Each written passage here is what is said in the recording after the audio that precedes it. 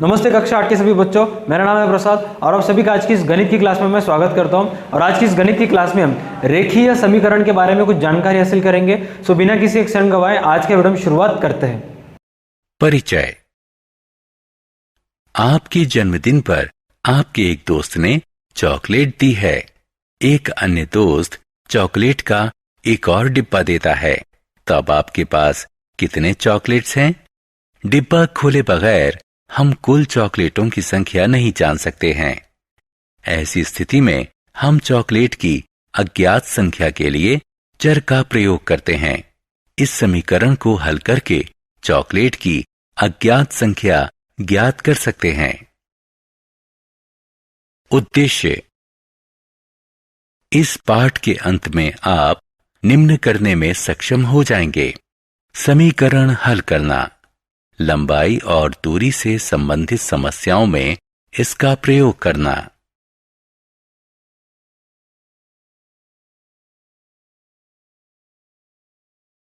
समीकरण एक गणितीय कथन जिसमें दो व्यंजक हों और जिसे समता के चिन्ह से अलग किया हो उसे समीकरण कहते हैं। समता के चिन्ह के बाएं तरफ के व्यंजक का मान चिन्ह के दाएं तरफ के व्यंजक के मान के बराबर होता है। समीकरण के कुछ उदाहरण हैं। एक या दोनों व्यंजकों में चर हो सकते हैं। जब किसी समीकरण में केवल एक चर हो तो उसे एक चर वाला समीकरण कहते हैं। जैसे यदि किसी समीकरण में दो चर हों तो उसे दो चर वाला समीकरण कहते हैं। जैसे रैखिक समीकरण। यदि किसी समीकरण में चर x की अधिकतम घात 1 हो तो इसे रैखिक समीकरण कहते हैं। जैसे दूसरे शब्दों में रैखिक समीकरण में सिर्फ रैखिक बहुपद होते हैं। समीकरण के पक्ष। समता चिन्ह के बाएं तरफ के व्यंजक को LHS और दाएं तरफ के व्यंजक को समीकरण का RHS कहते हैं। LHS और RHS समीकरण के पक्ष होते हैं।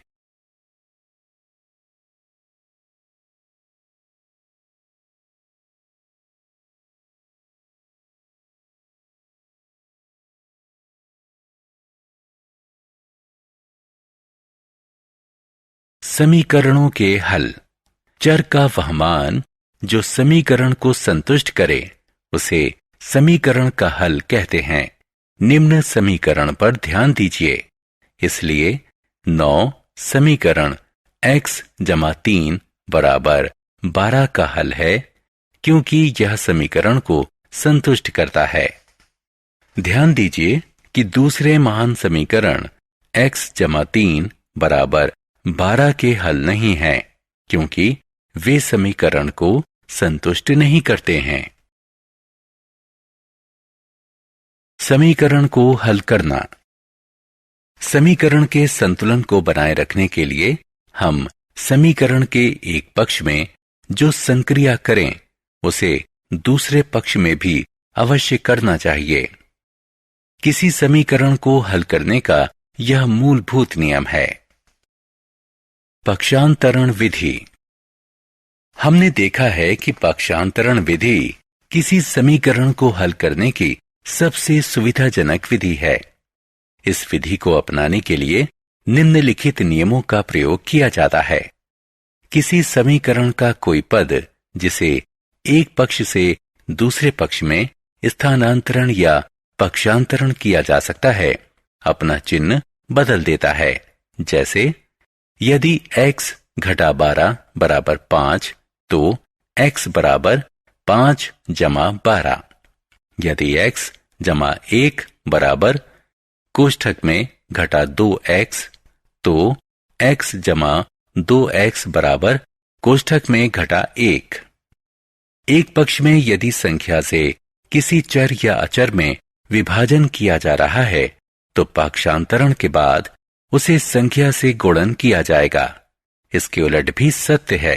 जैसे 5x बराबर 10 हो जाता है x बराबर 10 गुणा 5 बराबर 50 के। 5x बराबर 10 हो जाता है x बराबर 10/5 बराबर 2 के। इस नियम के प्रयोग से चरों को बाएं पक्ष में और अचर पदों को दाएं तरफ पक्षांतरण कर दिया गया है।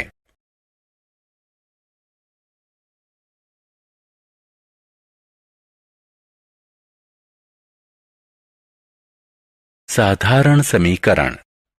उदाहरण 3a घटा 5 बराबर 16 को हल कीजिए। हल।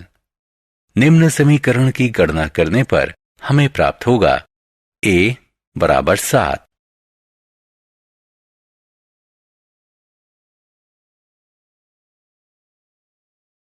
दोनों पक्ष में चर वाले समीकरण। उदाहरण x घटा 3 बराबर 5 जमा 5x को हल कीजिए। हल। निम्न समीकरण की गणना करने पर हमें प्राप्त होगा x बराबर कोष्ठक में घटा 2,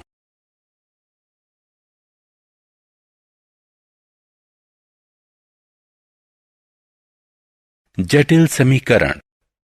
उदाहरण 1 a/3 जमा 1/4 बराबर a/2 घटा 2/5। हल। निम्न समीकरण की गणना करने पर हमें प्राप्त होगा कोष्ठक में घटा 20 a बराबर कोष्ठक में घटा 78। शब्द समस्याएं। उदाहरण 1 एक संख्या दूसरी की आधी है, दोनों संख्याओं का योग 6 है, तो संख्याएं ज्ञात कीजिए। हल। मान लीजिए कि उनमें से एक संख्या x है, अतः दूसरी संख्या बराबर x/2, दोनों संख्याओं का योग बराबर 6। इस प्रकार x जमा x/2 बराबर 6 यानी 3x/2 बराबर 6 या x बराबर 12/3 बराबर 4 संख्याएं 4 और 2 हैं। जांचें। दोनों संख्याओं का योग 6 है। इस प्रकार उत्तर सही है। शब्द समस्या। उदाहरण 2 किसी भिन्न का अंश हर से 3 कम है। यदि अंश में 1 का योग किया जाए तो हर में 3 की वृद्धि होती है और भिन्न 1/2 के बराबर हो जाता है। असली भिन्न का पता कीजिए। हल। मान लीजिए कि असली भिन्न का हर x है। यदि अंश हर से 3 कम है तो अंश बराबर x घटा 3, असली भिन्न बराबर x घटा 3 बटे x। नए भिन्न का हर बराबर x जमा 3। नए भिन्न का अंश बराबर कोष्ठक में x घटा 3 जमा 1 बराबर x घटा 2।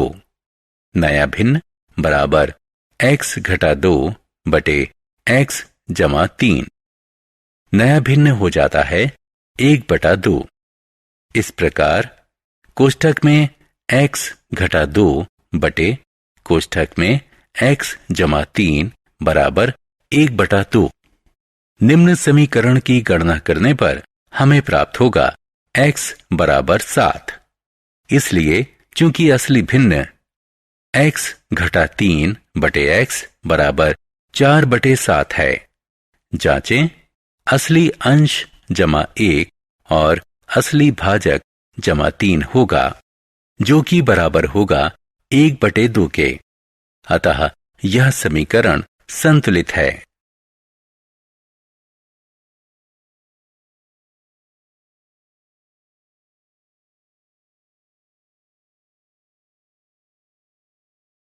शब्द समस्या। उदाहरण 3 यदि दो संख्याओं का योग 35 है और उनका अंतर 13 है तो संख्याएं ज्ञात कीजिए। हल।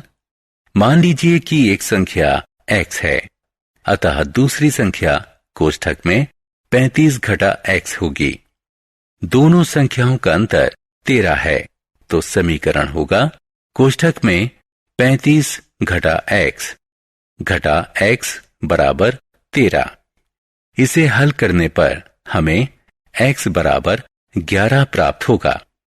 दो संख्याएं 11 और 24 हैं। जांचें, दोनों संख्याओं का योग बराबर 11 जमा 24 बराबर 35।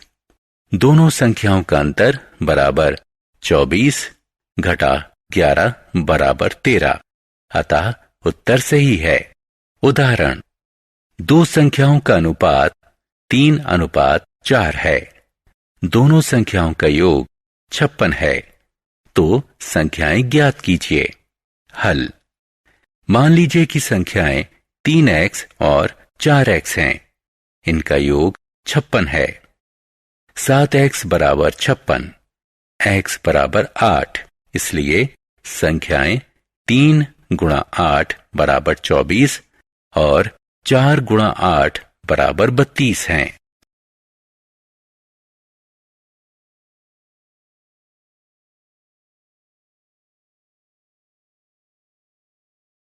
उम्र संबंधी समस्या। उदाहरण 1, अनिल अजित से 9 वर्ष बड़ा है। 10 वर्ष पश्चात अनिल की उम्र उसके 2 गुनी होगी, जितनी उम्र अजित की 10 वर्ष पहले थी। उनकी वर्तमान उम्र ज्ञात कीजिए। हल, मान लीजिए कि अजित की वर्तमान उम्र x है। दी गई सारणी को देखिए।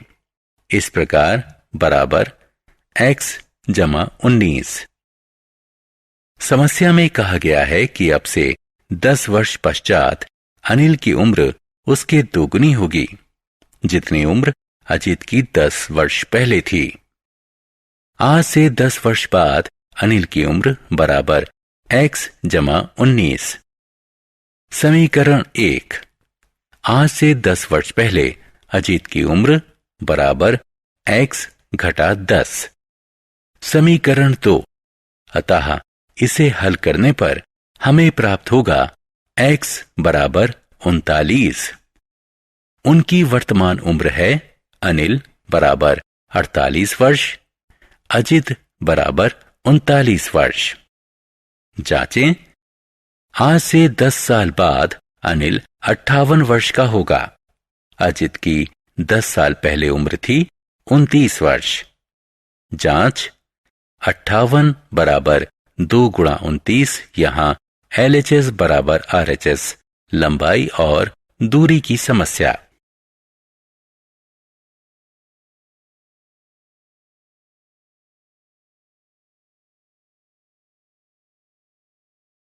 लंबाई और दूरी की समस्या। उदाहरण 2, एक आयत की लंबाई उसकी चौड़ाई से 6 इकाई अधिक है। इसका परिमाप 20 इकाई है। इसकी लंबाई और चौड़ाई ज्ञात कीजिए। हल, मान लीजिए कि आयत की चौड़ाई x इकाई है, अतः लंबाई बराबर x जमा 6 चौड़ाई 2। कोष्ठक में लंबाई जमा चौड़ाई बराबर परिमाप। क्योंकि परिमाप 20 इकाई है, इसलिए लंबाई जमा चौड़ाई बराबर 10 इकाई होगी। इस प्रकार x जमा कोष्ठक में x जमा 6 बराबर 10 या 2x जमा 6 बराबर 10, इसलिए 2x बराबर 4 और x बराबर 2।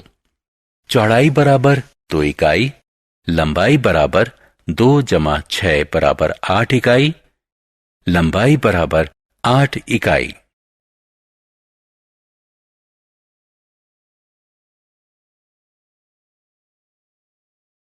आयु संबंधी समस्या। उदाहरण, दो स्थानों A और B के बीच 240 किलोमीटर की दूरी है।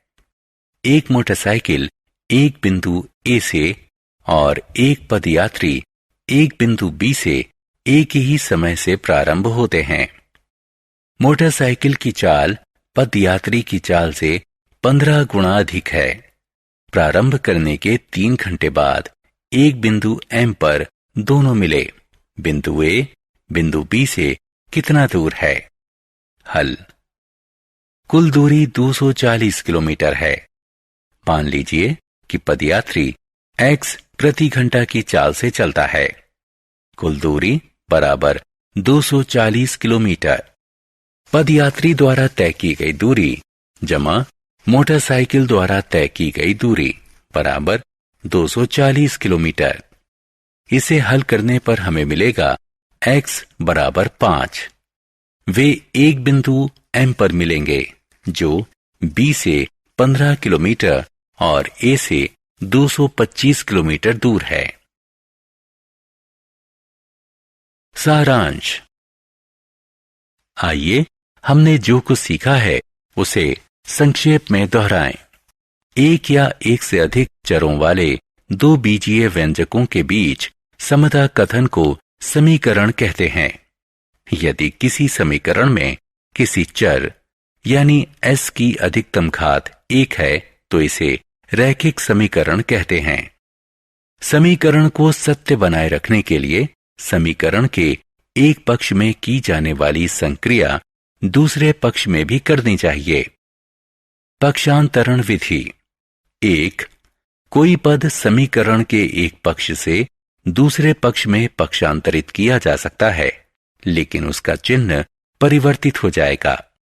2. यदि किसी एक पक्ष के चर या चर में किसी संख्या से विभाजन किया जा रहा है तो पक्षांतरण के पश्चात दूसरे पक्ष में उस संख्या से गुणन होता है।